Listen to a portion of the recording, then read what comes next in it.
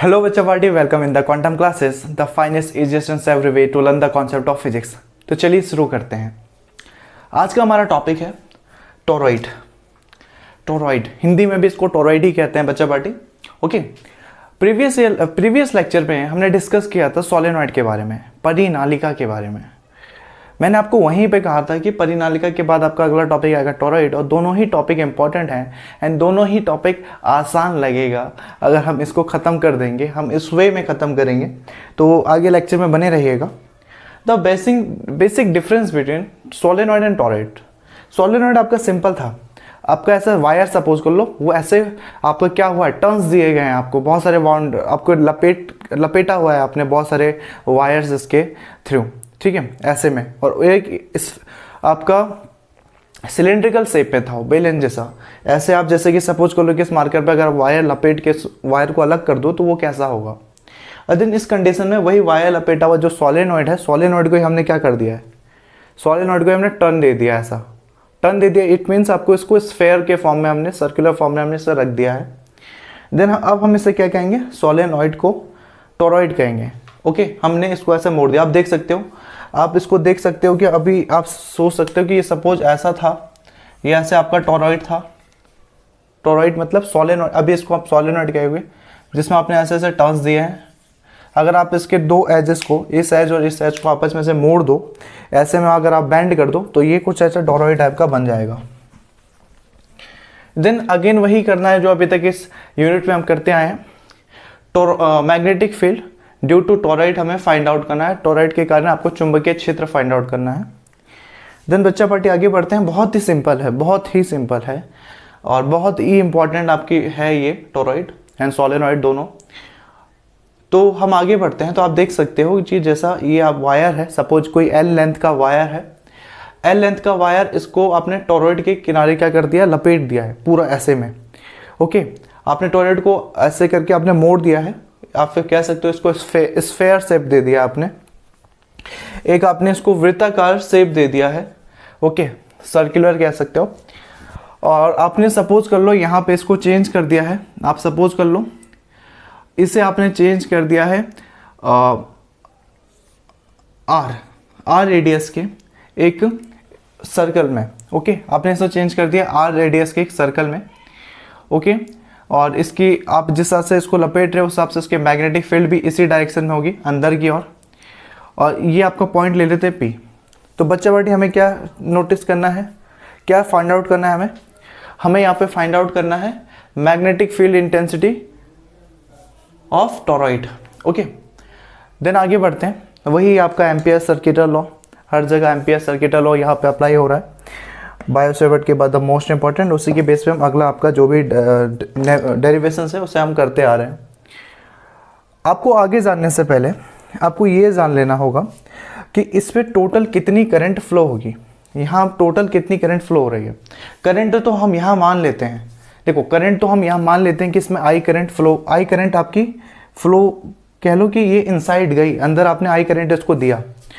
But अभी normal condition तो है नहीं, आपका ये नॉर्मल कोई वायर तो है नहीं कि जिसने आपने आई करंट दिया तो उसका करंट आई ही रह गया। इस बार आपने इस वायर को क्या दे दिया, बहुत सारे टर्न्स दे दिए हैं, दुनिया भर के टर्न्स दे दिए हैं। ओके, और आपको टर्न्स किस शेप में दिया आपने, ये सर्कुलर शेप में आपने टर्न्स दिए हैं। तो इसमें बहने वाली जो धारा होगी ना, करंट होगी, इसकी वैल्यू थोड़ा बढ़ जाएगी। हम इसको थोड़ा इस तरीके से लिख सकते हैं। आप लिख सकते हो आप इसको लिख सकते हो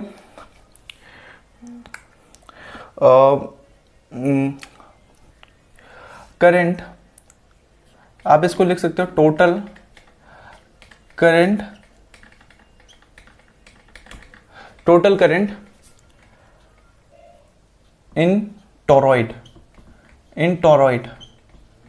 okay, total current in toroid कितना हो जाएगा। आप सपोज इसको आई से दिखा रहे हो, अगर करंट को आई से दिखा रहे हो तो टोटल करंट ऑफ टोरॉइड कितना हो जाएगा। नॉर्मली कितना होता है, नॉर्मली हम कितना लेते हैं, हम लेते हैं नॉर्मली आई आपका इनसाइड जा रहा है।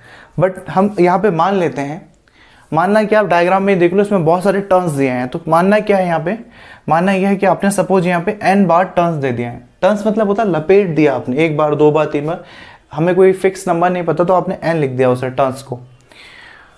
आपने इसे n टर्न्स दे दिए एंड देन ये किस शेप में आ गया, एक सर्कुलर शेप, और सर्कुलर का एक सर्कल का डेरीमीटर आपका क्या होता है, पेरीमीटर कितना होता है, परिधि कितनी होती है उसकी, ये हो जाती है आपकी 2πr। तो इसलिए n और 2πr इस i के साथ क्या हो जाएगा, ऐड हो जाएगा, मल्टीप्लाई हो जाएगा इसके साथ। तो आप कह सकते हो कि टोटल करंट कितना हुआ आपका इस टोरॉइड में, तो ये हो जाएगा 2πr। ओके, ये तो हो गया ये वाला 2πr। देन बच्चा पार्टी क्या है, आप देख सकते हो आगे क्या ऐड हो गया, आल्सो n। तो करंट कितना हो गया 2πr ni। अगर आपने प्रीवियस लेक्चर देखा होगा, प्लेलिस्ट में जाके आप देख लीजिए, प्रीवियस लेक्चर में आपको सोलेनॉइड डिस्कस किया है। तो सोलेनॉइड में भी कुछ ऐसी कंडीशन आती थी करंट के बारे में, जहाँ पे हम करंट को क्या करते थे, जब हम करंट को ऐसे दिखाते थे, आई इक्वल दिखाते थे, क्योंकि करंट n होता है, करंट I होता है, और उसमें क्योंकि n टर्न्स दिए थे और L लेंथ के वायर थी, तो हमने इसको NLI कह दिया, क्योंकि सिंपल था, लेंथ के फॉर्म में था। यहाँ पे क्योंकि ये सर्कुलर फॉर्म में जा रहा है, सर्कुलर फॉर्म में जा रहा है, इसलिए हम इसको क्या कह रहे हैं यहाँ पे 2πr। तो आपके ये करंट हो गए I equal 2πr ni। Then बच्चा पार्टी आगे बढ़ते हैं। अगेन आपका वही जो हर जगह लगते आ रहा है, एम्पियर सर्किटल लॉ। आप कह सकते हो फ्रॉम एम्पियर्स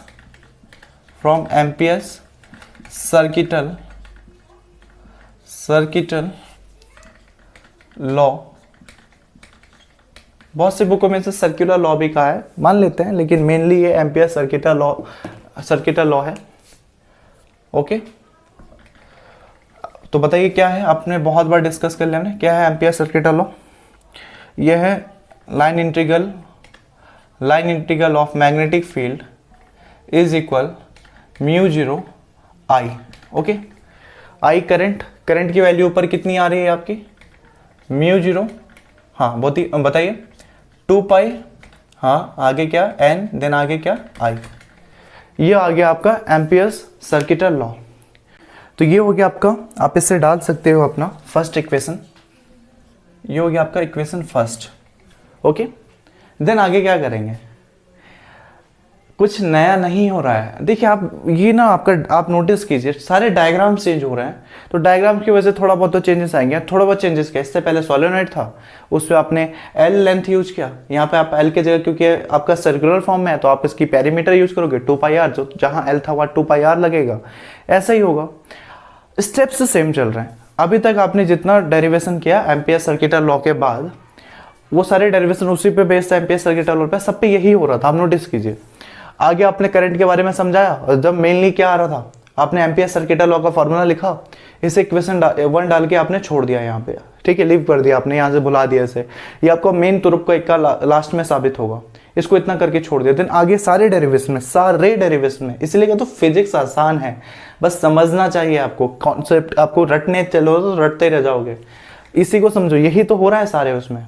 इतना करने के बाद इक्वेशन फर्स्ट आने के बाद हम छोड़ दे रहे हैं, इसी में नहीं, सारे डेरिवेशन में अभी तक के पिछले 2-3 सारे डेरिवेशन आप प्लेलिस्ट में जाके देख लीजिएगा प्रीवियस लेक्चर में।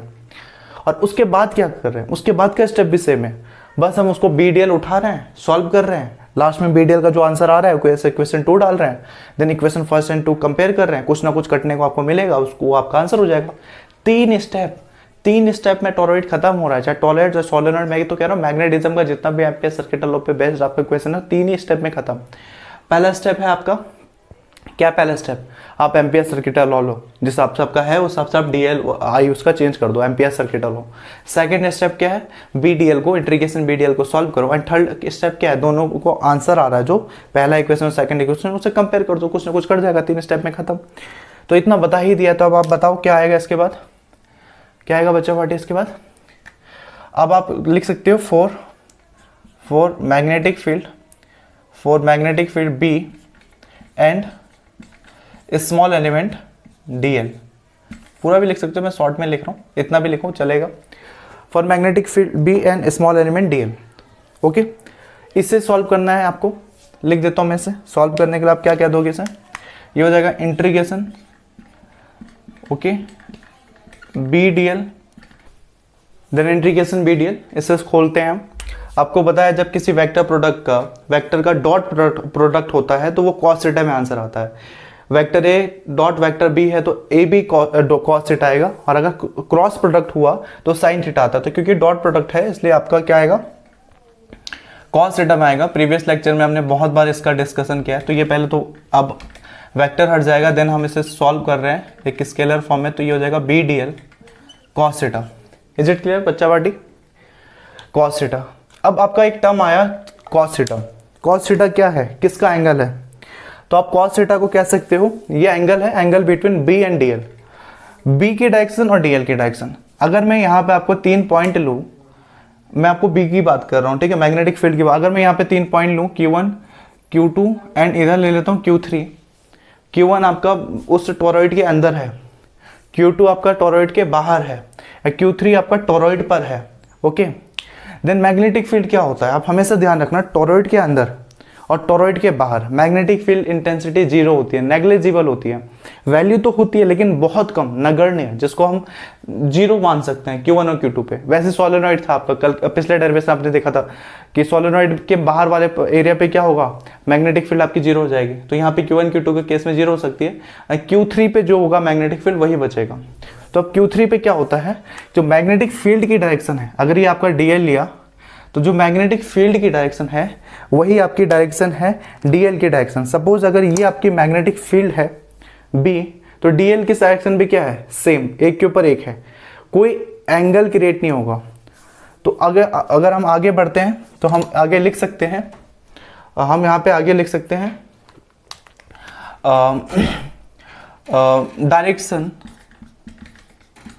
Direction of B and DL, direction B and DL both are same, then क्या हो जाएगा, अगर direction B and DL both are same हो गया, देन cos थीटा क्या हो जाएगा आपकी 0। तो इसको एज इट इज उतारिए आप, जैसे हम करते आए हैं, इंटीग्रेशन B DL cos, जब बी और डीएल की डायरेक्शन अगर सेम होगा तो क्या हो गया, यहाँ पे थीटा की वैल्यू 0 डिग्री, एंड आपको पता है cos 0 की वैल्यू कितनी होती है, 1। तो ये हो जाएगा इंटीग्रेशन बी डीएल। ओके बच्चे पार्टी, अब हम आगे बढ़ते हैं, इंटीग्रेशन बी डीएल की बात कर रहे हैं। तो मैंने आपको पहले भी प्रीवियस लेक्चर में बताया है कि जो ये इंटीग्रेशन होता है ये सिर्फ उन पार्ट्स का होता है, इंटीग्रेशन डिफरेंशिएशन तो dx dy dl के फॉर्म में हो, बाकी जो टर्म बचते हैं उनके साथ मल्टीप्लाई में, उन्हें हम बाहर ले लेते हैं इंटीग्रेशन के एज अ कांस्टेंट। तो यहाँ पे b dl था तो हमने b को हम बाहर ले लो और इंटीग्रेशन सिर्फ इसका करो dl का, यही आपका राइट वे होता है। इंटीग्रेशन dl, बस इतना है कि b को आपने बाहर लिया, इंटीग्रेशन dl हुआ। अब इंटीग्रेशन dl का मतलब क्या हुआ, इंटीग्रेशन dl का मतलब हुआ, dl तो हो गया आपका स्मॉल एलिमेंट, ये इंटीग्रेशन का मतलब ही होता है जोड़ना। इंटीग्रेशन dl का मतलब हुआ कि आप इस dl को कंटिन्यू जोड़ते जा रहे हो, ऐसे अगर आप जोड़ते जा रहे हो तो आप फाइनली देखोगे, अगर आप इस स्मॉल एलिमेंट को जोड़ते चले जाओगे तो ये कैसा फेज ले लेगा, ये एक सर्कुलर शेप ले लेगा। एंड सर्कल का पेरीमीटर कितना होता है, सर्कल का पेरीमीटर कितना होता है, 2πr। परिधि कितनी होती है, 2πr होती है। तो आप इसी को यहाँ पे लिख सकते हो अगले स्टेप में, integration B DL is equal B, then DL क्या हो जाएगा, डीएल हो जाएगा आपका 2πr। क्यों होगा डीएल 2πr, मैं इधर मेंशन कर देता हूँ ताकि आपको कंफ्यूजन ना रहे। डीएल 2πr इसलिए होगा सिंस इंटीग्रेशन डीएल की वैल्यू कितनी है आपकी, सर्कल के पेरीमीटर के इक्वल, एंड सर्कल का पेरीमीटर कितना होता है, 2πr। आपने यहाँ पे ये रख दिया। ओके, आगे बढ़ते हैं। आगे क्या बढ़ते हैं, अब आगे हमारा मेन टाइम, जश्न बनाने का टाइम, क्योंकि अब हम आ रहे हैं अपने आंसर पे, और अब हम अपने निकालेंगे तुरुप का इक्का। किसे कहा था मैंने तुरुप का इक्का, equation first, ampere circuital law. अब आप कंपेयर करो इक्वेशन फर्स्ट एंड सेकंड, लिख दो इक्वेशन फर्स्ट क्या है आपका। आप पहले यहाँ मेंशन कर देते हैं, हम यहाँ कुछ हम यहाँ लिख देते हैं, from equation first and second, from equation first and second. Equation first क्या है आपका, देखिए integration B D L is equal, बोलिए बोलते जाइए, क्या हो गया, mu 0 2 pi R N I, equation first. Equation second क्या है, B D L, integration B D L लिखा हुआ है, ये किसके इक्वल होता है, बी 2 पाई आर के इक्वल। ओके, ये वाला टर्म इसके इक्वल है, ये वाला टर्म इसके इक्वल है, और ये वाला टर्म आल्सो इसके इक्वल है, तो ये दोनों भी आपस में क्या होने चाहिए, इक्वल होने चाहिए। तो इसके लिए हम क्या कर सकते हैं, सिर्फ इसको यहाँ पे रख दो, मैंने इसको समझाने के लिए किया था, और आप सिंपली रख सकते हो mu 0 2 pi R N I equal B 2 pi R. तो आपको क्या फाइंड आउट करना है, magnetic field B find out करना था टोरॉइड के लिए, देन बी आप करो फाइंड, बी इक्वल। आगे बढ़ने से पहले देखिए एक सबसे अच्छी बात, यहाँ पे 2 पाई आर से 2 पाई आर कैंसिल हो रहा है। जहाँ पे भी फिजिक्स में कोई टर्म्स कैंसिल होते हैं बड़ा सुकून मिलता है उन्हें काटने में। ओके, देन बी इक्वल क्या हो जाएगा आपका, बी इक्वल बच ही क्या गया है यहाँ पे। अब आगे हम अपने आंसर पे, म्यू 0 एन आई, एंड ये आ गया आपका हमारा मेन आंसर टोरॉइड के लिए, magnetic field due to a toroid. Okay, इस आंसर को अगर आप नोटिस करते हो ना, तो आप पाओगे कि सोलेनॉइड और टोरॉइड दोनों का आंसर सेम आ रहा है, म्यू 0 एन आई और म्यू 0 एन आई। इससे क्या पता चलता है, इससे पता चलता है कि यदि कोई सोलेनॉइड है जिस पर से तार लपेटा हुआ है, यदि कोई सोलेनॉइड है तो उसके लिए मैग्नेटिक फील्ड सोलेनॉइड के अंदर सेम उतना ही होगा जितना उसे अगर सर्कुलर पाथ में से मोड़ दिया जाए, वृत्तीय शेप में मोड़ दिया जाए, उसको क्या कहेंगे, टोरॉइड। तो सोलेनॉइड और टोरॉइड के लिए दोनों क्या होता है, मैग्नेटिक फील्ड सेम होता है। ये हमारा आंसर आया। और इस डेरिवेशन को अगर हम 3 स्टेप में अगर करना चाहें तो 3 ही स्टेप, इस डेरिवेशन क्या एम्पियर से रिलेटेड सारे डेरिवेशन में 3 ही स्टेप हो ही रहे हैं। पहला स्टेप है आपका, आप एम्पियर सर्किटल लॉ लो, उसमें आई की वैल्यू पुट कर दो। फर्स्ट स्टेप सर्किटल लॉ लो, आई की वैल्यू पुट कर दो। सेकेंड स्टेप है इंटीग्रेशन बी टी एल को सॉल्व करो। इट मीन्स आपका सर्किटल लॉ का लेफ्ट हैंड साइड को सॉल्व करते चलो। उसमें आपका 2 जगह आएगा, एक जगह एंगल डालना होगा और एक जगह आपको इंटीग्रेशन डी एल की वैल्यू चेंज करनी होगी। अलग अलग डेरिवेशन में अलग अलग वैल्यू। पिछले डेरिवेशन में आप अगर सोलेनॉइड के बारे में देखते हो तो सोलेनॉइड के इंटीग्रेशन डीएल आपका एल हो जाता है क्योंकि वो लीनियर था। इस बार इंटीग्रेशन डीएल की वैल्यू क्योंकि सर्कुलर पाथ ले रहा था 2 पाई आर हो जाएगा, तो वहां पे चेंज आता है। तो ये सेकंड स्टेप होगा। एम्पियर सर्किटल लो, फर्स्ट इक्वेशन डाल दो, इस इंटीग्रेशन बीडीएल को सॉल्व करो, सेकंड इक्वेशन डाल दो। देन तीसरा स्टेप है दोनों इक्वेशन को कंपेयर कर दो आपस में। आपका गारंटीड है कि कुछ ना कोई टर्म कैंसिल होगा और 2 टर्म कैंसिल होगा उसमें बी, फिर बी को पकड़ो और बी को आप निकाल दो, आपका आंसर आ जाएगा ये। सारे एम्पियर सर्किट में अगर आप प्लेलिस्ट में जाके प्रीवियस लेक्चर देखते हैं तो सारे आपके डेरिवेशन सेम हुए हैं। अगर सेम ही हुए हैं, स्टेप्स आपके सेम चले हैं, तो फिजिक्स कहाँ से आसान नहीं है। फिजिक्स बहुत आसान है। ओके।